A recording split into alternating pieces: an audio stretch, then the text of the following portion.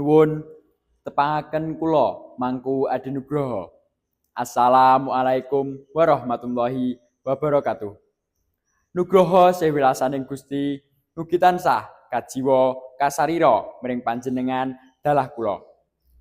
Waratin titah sangarca padha. Sagung Dewan Pambiji ingkang tuhu luhuring budi. Sumrambah para pamirsa kakung Sumawana Putri Werda Muda ingkang minulya. Purwaning atur monggo sesarengan muji syukur dhateng Gusti Zat ingkang wenang hamurba lan hamisesa datan wenang kapurba lan kawisesa.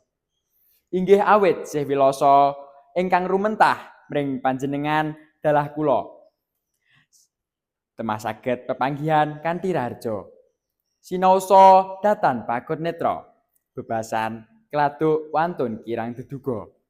Keparenga kula nderek atur pangraos babagan jatining bangsa gumantung kabeglan pamuda tumrap basa lan budaya.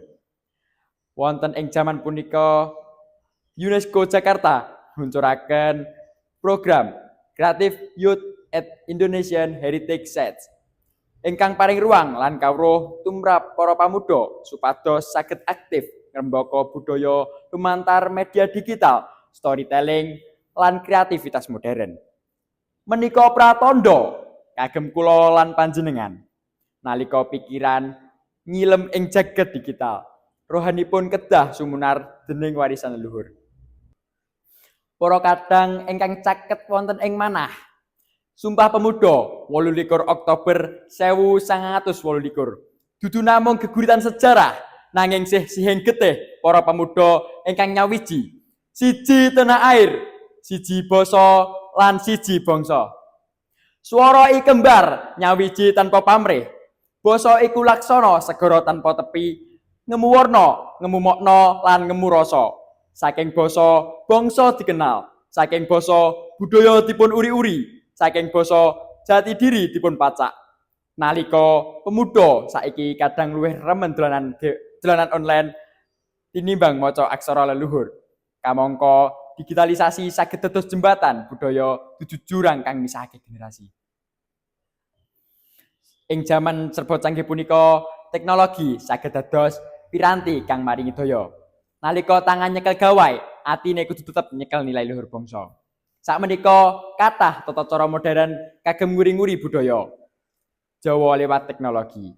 Kita saged nulis aksara Jawa interaktif online, nembang-tembang dolanan ing media sosial utawa nggawe podcast budaya lan vlog edukasi basa Jawa. Kanca-kanca sinten ingkang prigel bab teknologi sejatine bakal bisa nyepeng masa depan budaya. Saben karya, saben gagasan, saben tembung sing digawe kanthi tresna marang budaya. Iku wujud nyata Sumpah Pemuda, ora mung dipun ucap kemawon, nanging dipun lampahi lan dipun trepaken. Sumangga kita sami nyawiji, nyipta lan nyumbang karya, nguri-nguri basa, nglestarikake budaya lan bangun jati diri bangsa. Lumantar kreativitas lan teknologi, Sumpah Pemuda saged kita amalkan ing zaman modern tanpa ngorbanake nilai luhur leluhur. Para siswa sedaya, mugi saben kita melu dadi pelaku budaya, bukan sekedar penonton sejarah. Mugi kanthi semangat punika bangsa Indonesia saged tansah adiluhung, maju lan bermartabat. Saka tangan-tangan muda sing kreatif lan tresna marang budaya, boten namung ngelingi nanging ngurip-nguripi Sumpah Pemuda kanthi nyata. Cekap semanten jer namung titah sakwantah ingkang kirang ing samukawis. Pramila sedaya kalepatan tansah nyuwun lumunturing sih pangaksami. Kanthi asesanti rum kuncaraning bangsa, dumunghaning luhuring budaya, arum luhuring basa Jawa ing astanira. Rahayu, rahayu, rahayu. Wassalamualaikum warahmatullahi wabarakatuh.